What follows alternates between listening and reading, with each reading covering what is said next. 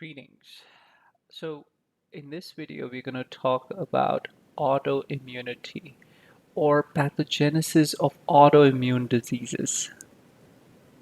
So, I know this is not artificial intelligence, this is autoimmune.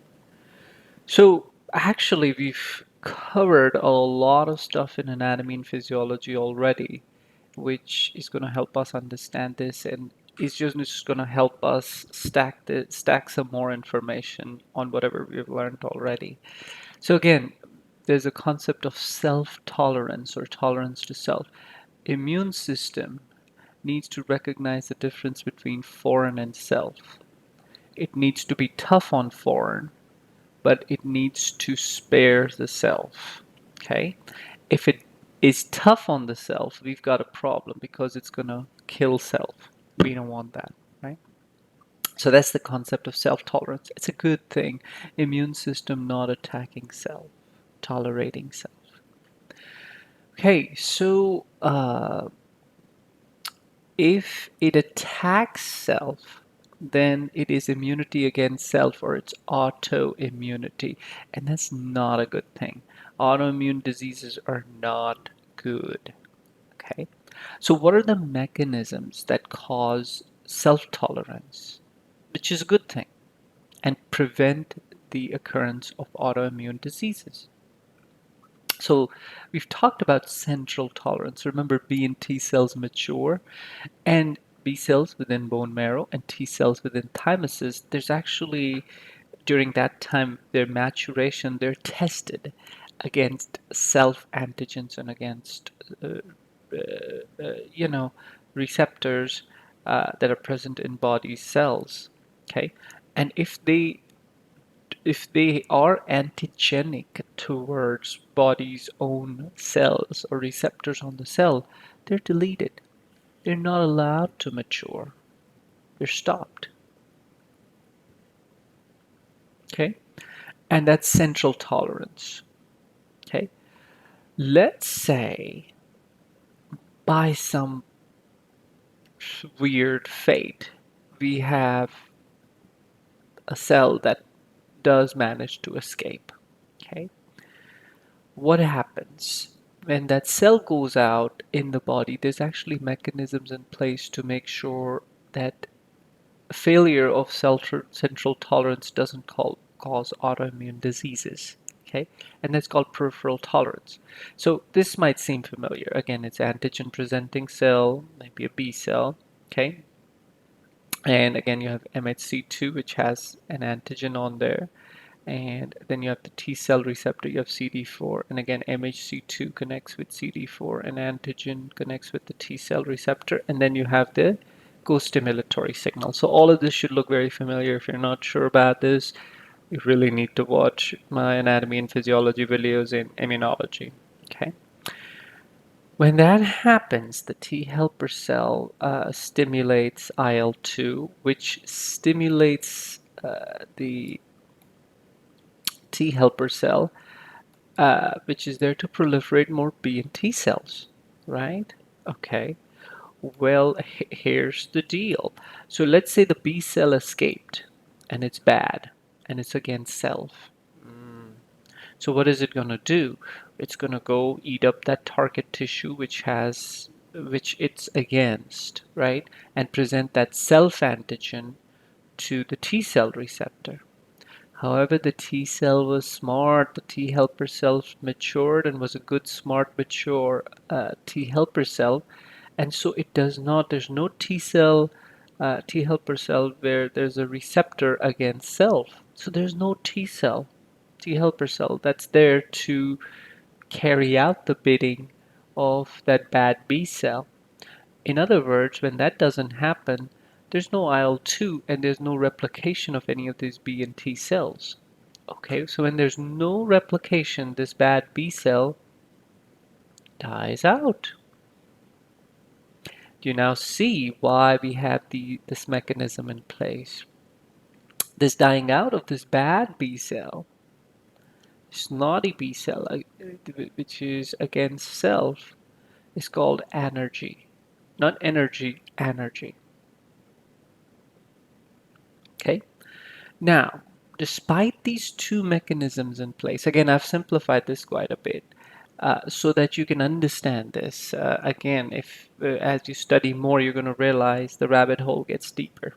Again, when you do research, the rabbit hole gets way, way deeper.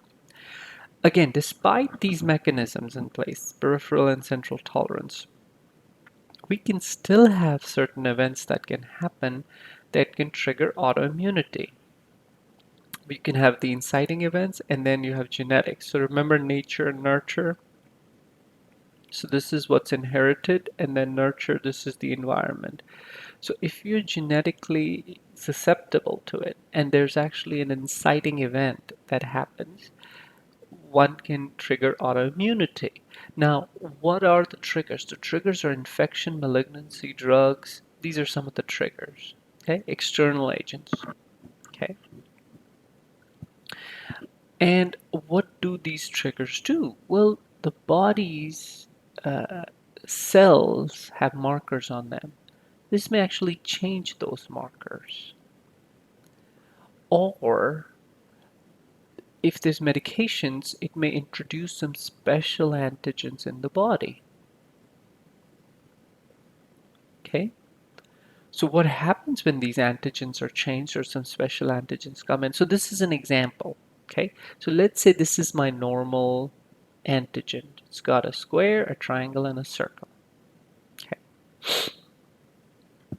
And let's say I had infection, malignancy, drugs, and other things and stressors that happened, and it changed it to a square, a triangle, and a triangle. So this last chemical molecule changed. Okay. So when the immune system is trying to see what to do about this abnormality, but there may be a receptor, there may be an antibody, right? This is an antibody. So remember, antibody is Y-shaped, and then it's got the shape of the molecule that it attaches to. So if you see, it's got a square and a triangle. So this antibody gets formed, right? And this accommodates this abnormal antigen because the square and the triangle fit in here and here, okay? And then this triangle is outside, but this way it actually clears the abnormal antigen. And if that abnormal antigen is connected to a bad cell, it clears that bad cell. Aha, does its job. But here's the deal. It is an antibody towards this part. You see what I'm saying? Now, once the offending agent is removed, I have an antibody which is an antibody circulating against these two parts. Well, that may tag the normal tissue as well. And the moment this normal tissue is tagged, remember, because it's a square and a triangle, so it's going to get tagged, it's going to have mount an immune response to this normal tissue. You see this, there's actually three mechanisms which have been listed. So there's alteration, mimicry. Again, there's different mechanisms. What I'm doing is instead of giving you deep pathophysiology, I'm trying to simplify this so that you can understand how suddenly an abnormal cell leading to a normal immune response may create antibodies towards a normal tissue. This is an inciting event which has led to autoimmunity. Okay, and again, it requires genetic predisposition because the antibodies are made, and there's a genetic component to how these antibodies are made. Okay, and this is a simplified version of how autoimmunity happens. So again, in this video, what did we talk about? We talked about the concept of self-tolerance, central and peripheral tolerance mechanisms by which we make sure we are not creating immune cells against us.